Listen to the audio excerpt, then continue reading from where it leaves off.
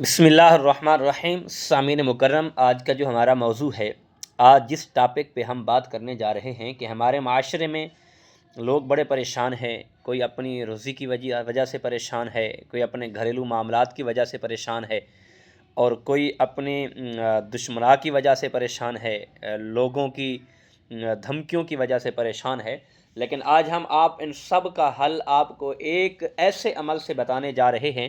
کہ اگر آپ ڈیلی وہ عمل کر لیتے ہیں تو یقیناً ہمارا ایمان ہے اور ہمارا یقین ہے، ہم قرآن کو بھی مانتے ہیں اور صاحب قرآن کو بھی مانتے ہیں۔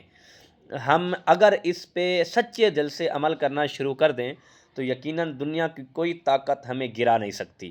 کیونکہ ہمارا قرآن بھی سچا ہے اور ہمارا دین بھی سچا ہے۔ کملی والے آقا صلی اللہ تعالیٰ علیہ وسلم کا فرمان بھی سچا ہے، اور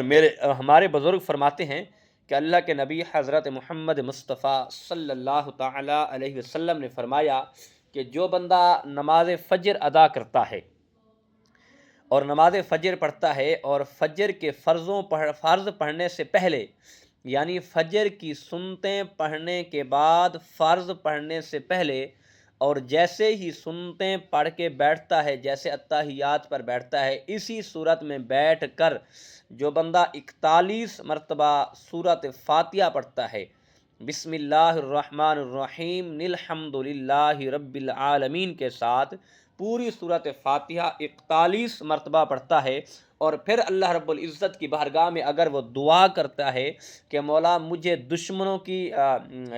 شرارت سے بچا، مولا مجھے فلاں مصیبت سے چھٹکارا دے، مولا مجھے فلاں دکھ سے چھٹکارا دے، تو اللہ بڑا کریم ہے، اللہ معاف کرنے والا ہے۔ یقیناً اس قرآن پاک کی برکت سے، سورۃ فاتحہ کی شان سے اللہ تمہاری پریشانی کو دور کر دے گا، اللہ تمہاری مصیبت کو ٹال دے گا۔ یہ قرآن ہمارے لیے شفا ہے، اور ہمارے بزرگ فرماتے ہیں کہ سورۃ فاتحہ تو ویسے شفا ہے، سورۃ فاتحہ جو بندہ پڑھ کر دم کر کے یا پانی پہ دم کر کے پی لیتا ہے کہ دنیا کی کوئی ایسی بیماری نہیں ہے کہ جس سے وہ نجات نہ پا سکے، اور کہتے ہیں کہ سوائے موت کے علاوہ ہر بیماری کا علاج سورۃ فاتحہ ہے۔ تو ہمیں سورۃ فاتحہ کی تلاوت بھی کرنی چاہیے اور وظیفے کے طور پر اسے بھی عمل کرنا چاہیے، لیکن جو فجر کی سنتوں کے بعد آپ یہ سورۃ فاتحہ پڑھیں گے، کسی سے بات نہیں کرنی، سنتیں پڑھنے کے بعد